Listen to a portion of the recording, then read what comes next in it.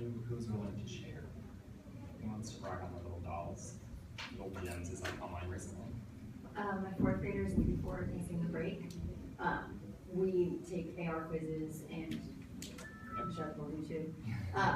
But the week before facing break, every single one of them read and passed quizzes on over 1,000 words. Yeah. And it was the first time that they had all passed at least one quiz in a week. So it was really fun. Yes, yes, and that goes to yours, which is? All of my students have taken at least one AR test. Yes.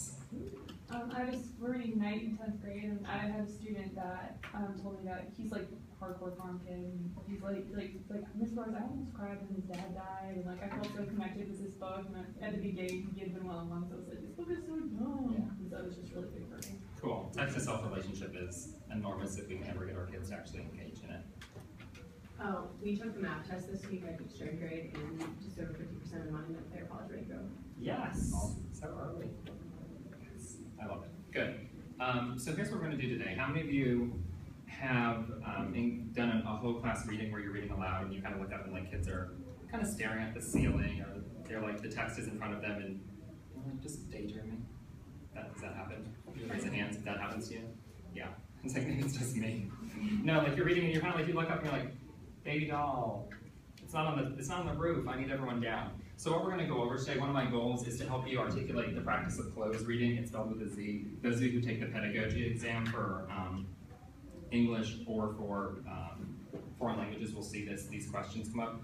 So cloze reading is a strategy that helps kids engage with the text. What it is you are going to read it aloud and you leave out words and they have to chorally respond those words out. So what that is it's requiring them to stay in the text. They have to follow along as you're reading, and then they have to chorally respond out the word to you as you leave it blank.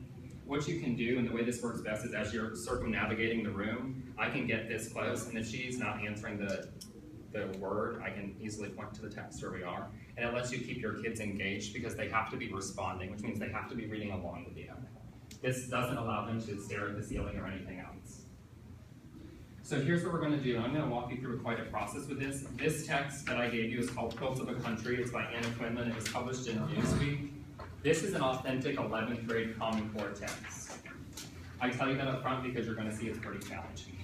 There are words in here that our students don't know. In vocabulary instruction, I'm going to walk you through how I would do this with my kids.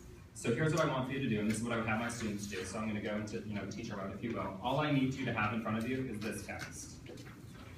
If you have other papers, you can kind of squish them together and put them all underneath this. All I want kids to have in front of them is this text. They don't even need a writing utensil for the first time through. So here's what's going to happen. I'm going to read it aloud, and as I read it aloud, I'm going to leave certain words out. Your task is to say that word so the sentence continues to flow.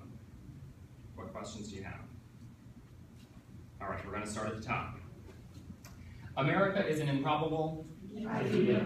A mongrel nation built of ever-changing disparate parts. It is held together by a notion, the notion that all men are created equal, though everyone knows that most men consider themselves better. Ooh, that was sweet. Most men consider themselves better than someone. Of all the nations in the world, the United States was built in nobody's image. The historian Daniel Borstein wrote, that's because it was built of bits and pieces that seem discordant. like Seem discordant. like the crazy quilts that have been one of its great folk art forms, velvet and calico and checks and brocades.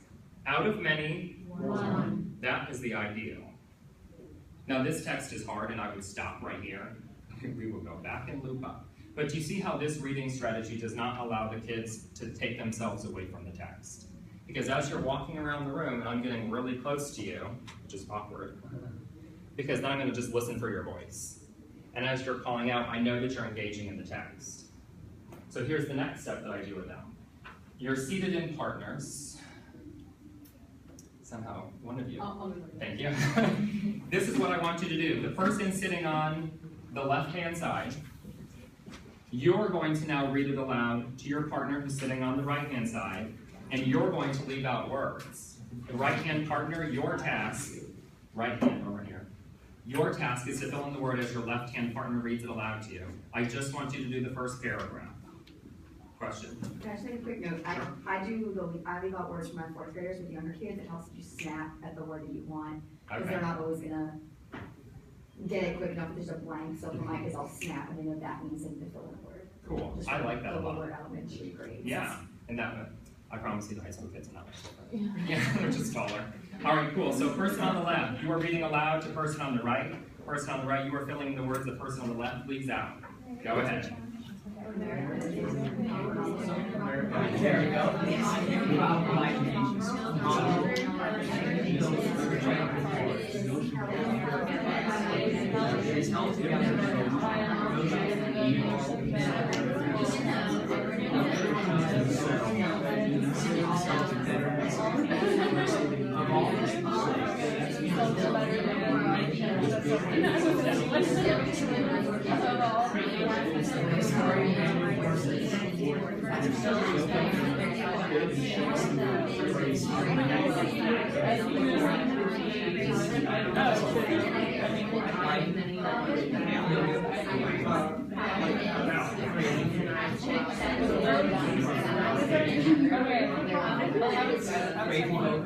Oh, that way.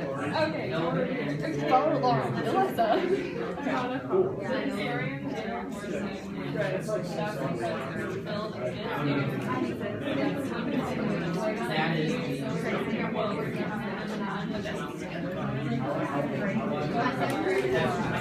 I forgot what All right, come back to me. 3, 2, 1. Even if you didn't finish, I want you to come back front and center.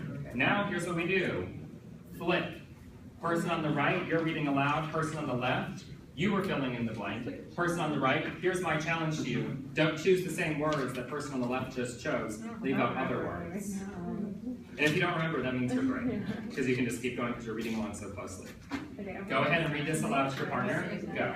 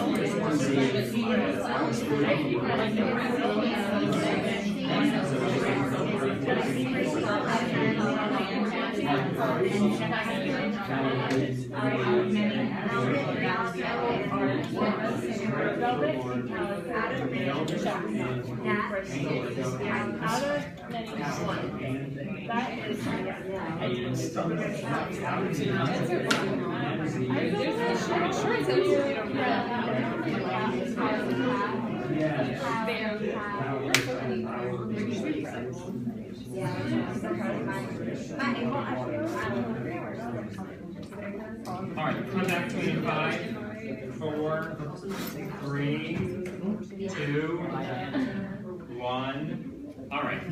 Kelsey just raised the valid point, which is, how many times do we just have kids read this text? 3 times they've gone through this text. They've read it aloud themselves, and they've heard it read aloud to them twice. We know that our students struggle to read. We know that our students are very reluctant to read something more than once, because they think once they read it once, they've got all that it has to offer, and we're good. So by pushing them into the text 3 times, we've made this an engaging technique where it's almost like a game in their mind, because you want to trick your partner, but at the same time, while you're doing that, you're still engaging in the oral reading process, which is building their fluency. What have you found, like, I've tried partner reading in my class, but I have classes of like 26 and I have a small room, and it just, like, the kids